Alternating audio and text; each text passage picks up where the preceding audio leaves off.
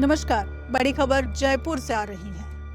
आज की ये खबर सिर्फ एक मर्डर मिस्ट्री नहीं बल्कि रिश्तों के टूटने, भरोसे का टूटना, लालच और कानून की जांच की एक ऐसी कहानी है जिसने पूरे राजस्थान को हिलाकर रख दिया है। जयपुर में रहने वाली एक महिला पहले सड़क हादसे में जिसकी मौत हो जाती है, उसके बाद कुछ दिनों बाद पुलिस ने दावा किया कि यह कोई एक्सीडेंट नहीं बल्कि एक सोची समझी साजिश थी। सबसे चौंकाने वाली बात यहाँ ये है कि पुलिस के अनुसार इस कथित साजिश का मास्टरमाइंड कोई और नहीं बल्कि मृतक की अपनी बेटी थी। आखिर क्या हुआ था? पुलिस को शक कैसे हुआ? कौन कौन गिरफ्तार हुआ? इस पूरे मामले में अब तक क्या क्या सामने आया है? आइए शुरू करते हैं ये कहानी और समझते हैं आखिर हुआ क्या था। पुलिस के अनुसार मृतका नीरज शर्मा जयपुर के प्रतापनगर इलाके में रहने वाली थी। करीब 1 साल पहले ही उनके पति विजय कुमार शर्मा का निधन हो गया था। पति के मौत के बाद सरकार की अनुकंपा नियुक्ति योजना के तहत नीरज शर्मा को अदालत में लोअर डिवीजन के क्लर्क यानी कि LDC की नौकरी मिली थी। यहीं से परिवार के भीतर कथित विवाद शुरू होता है। पुलिस का दावा है कि बेटी आयुषी चाहती थी कि सरकारी नौकरी उसे मिले, लेकिन नियमों के अनुसार नौकरी मां को मिली। इसी बात को लेकर घर में तनाव बढ़ता गया। 3 जुलाई को नीरज शर्मा घर से निकली थी। कुछ देर बाद खबर आई कि एक तेज रफ्तार SUV ने उन्हें टक्कर मार दी। पहली नजर में यह एक सड़क दुर्घटना लगने लगी। परिवार और आसपास के लोगों का भी शुरुआत में यही कहना था कि एक दुर्भाग्यपूर्ण हादसा है, लेकिन कहानी यहाँ खत्म नहीं होती। पुलिस के अनुसार मृतक के भाई राकेश शर्मा पर इस घटना पर शक हुआ। उन्होंने FIR दर्ज करवाई। उन्होंने दावा किया कि यह एक सामान्य एक्सीडेंट नहीं लग रहा है, बल्कि पुलिस ने पूरे मामले की गहराई से जब जांच करना शुरू किया तो जांच के दौरान CCTV फुटेज को खंगाला गया, मोबाइल रिकॉर्ड्स जो है उनको देखा गया, आरोपियों की लोकेशन चेक की गई, गाड़ियों की मूवमेंट देखी गई और आपसी बातचीत को भी खंगाला गया। यही से केस पूरी तरीके से पलट गया। पुलिस का आरोप है कि यह एक सड़क हादसा नहीं बल्कि पहले से बनाई गई हत्या की योजना थी। जांच के अनुसार आयुषी शर्मा ने अपने ही चाचा और चचेरे भाई और अन्य लोगों की मदद के साथ मिलकर कथित तौर पर एक पूरी साजिश बनाई थी। पुलिस का कहना यह भी है कि हत्या को अंजाम देने के लिए लगभग रुपए 7 लाख की सुपारी दी गई थी। योजना यह थी कि महिला को सड़क पर ऐसी टक्कर मार दी जाए जिससे मामला सामान्य एक्सीडेंट लगे और किसी को भी शक न हो। पुलिस का दावा यह भी है कि आरोपियों ने नीरज शर्मा की गतिविधियों पर ध्यान रखा।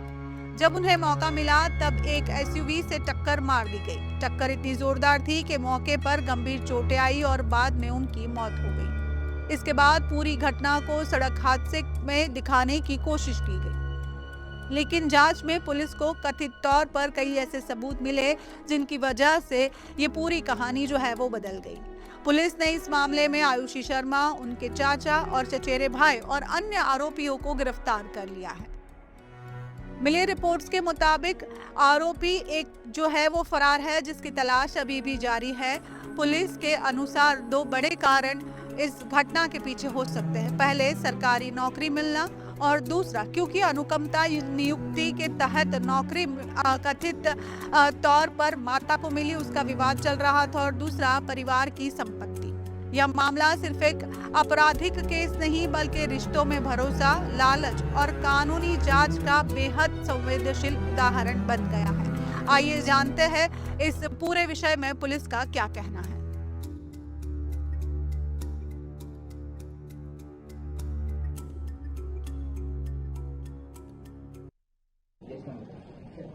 प्रतापनगर थाना क्षेत्र में 4 जुलाई को एक घटनाक्रम सामने आया, जिसमें प्रथम दृष्टया एक स्कॉर्पियो गाड़ी से एक महिला की टक्कर होती है और उसमें उसकी मृत्यु हो जाती है। जब इसमें आगे अनुसंधान हुआ, गहन जांच की, तो ये तथ्य सामने आए कि एक एक्सीडेंट, एक दुर्घटना ना होते हुए एक हत्या का मामला है, जिसमें महिला के ही जो निजी परिवार के लोग हैं उन्होंने ही एक षड्यंत्र पूर्वक साजिश करके कुछ लड़कों को पेमेंट पर हायर करके इस महिला की हत्या करने के लिए बाहर से बुलाया।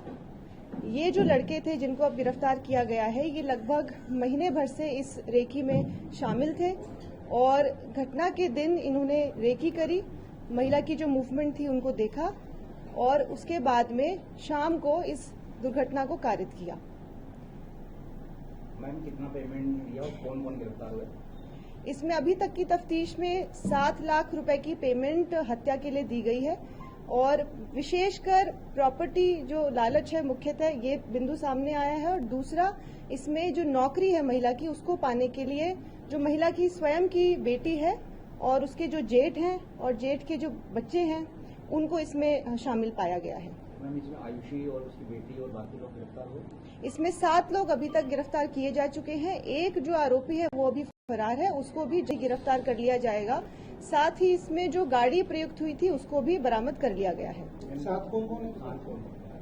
इनके नाम आपको पृथक से जारी कर दिए जाएंगे। इसमें जो महिला की बेटी आयुषी है उसके जेठ मोहन, इसमें जो जेठ का बेटा है उसका नाम है बलराम, साथ में जो चालक था उस गाड़ी का आकाश और उसका साथी अरविंद जो गाड़ी में साथ में बैठा था, साथ में पास में एक मोटरसाइकिल पर रोहित नाम का लड़का था और रेकी जो है वो मोहित नाम के लड़के ने की थी। मैडम, प्लानिंग किसने करी, बेटी ने या उसके कजन ने? ये मुख्य रूप से जो बेटी है उसने और उसके जो ताऊ का लड़का है बलराम, उनकी भूमिका इसमें आई है। इसके पति की जगह इसको जॉब मिली, अब ये चाहती थी कि अपनी माँ की हत्या करवा के मैं नौकरी ले लूँ और प्रॉपर्टी ले लूँ।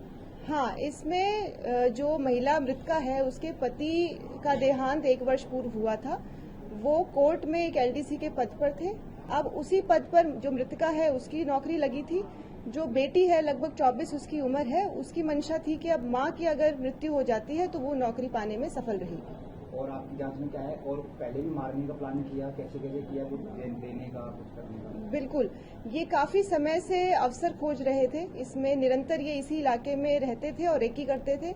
इन्होंने पूरा अच्छी तरह से इसको स्टडी किया कि महिला के आने जाने का क्या समय है, उसको देखते हुए इन्होंने इस घटना को अंजाम दिया है। तो मैम, अब इसमें पारिवारिक सदस्य और सुपारी जिन्होंने ली उनको भी पकड़ लिया, कितने हैं वो? हाँ, इसमें जो परिवार के सदस्य हैं उसमें से 2 लोग, जिसमें मृतका की बेटी और जेठ को अभी तक गिरफ्तार किया गया है और उसके अलावा 5 लोग, हेमंत नाम का और एक लड़का है जिसको अन्य अरविंद, आकाश, मोहित, रोहित और हेमंत, इनको गिरफ्तार किया जा चुका है। इनको कैसे संपर्क किया है मारने के लिए? प्रोफेशनल है, पहले कभी इन्होंने वारदात की है?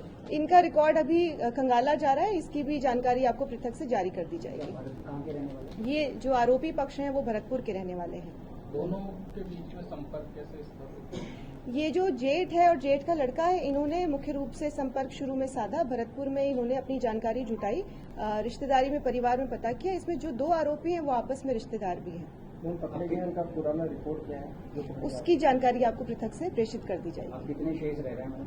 एक जो बलराम जो जेठ का लड़का है वो अभी फरार है, उसकी भी गिरफ्तारी जल्द की जाएगी। ये जो बेटी है इसने कभी कोशिश की फेसबुक, सोशल मीडिया पे देखा हो, कैसे मैं इसको मारूंगी, कैसे मैं पुलिस से बच? ये अभी जांच का विषय है, चूंकि अभी गिरफ्तारी डाली गई है। बाकी जो भी अनुसंधान के बिंदु हैं उन पे अभी काम हो रहा है। मैडम, पहले भी कोशिश की? एक बार पहले भी इन्होंने एक प्रयास किया था, उसमें एक दूसरी गाड़ी की जो बात है वो सामने आई है कि उसको उपयोग लेके इन्होंने प्रयास किया पर वो सफल नहीं हो पाए और 4 तारीख को ये जो दुखद हादसा है ये हुआ है। गाड़ी में कौन कौन कितने लोग मौजूद थे? 2 लोग मौजूद थे। दो कौन? इसमें चालक जो आकाश था और उसका साथी अरविंद जो साथ में बैठा हुआ था। कहाँ जा रही थी मैडम? ये अपने बच्चे की ट्रीटमेंट के संबंध में कहीं से आ रही थी। हाँ, thank you. Okay, thank you. और ये बच्ची एकमात्र बच्ची? एक बेटा है वो स्पेशली एबल्ड है।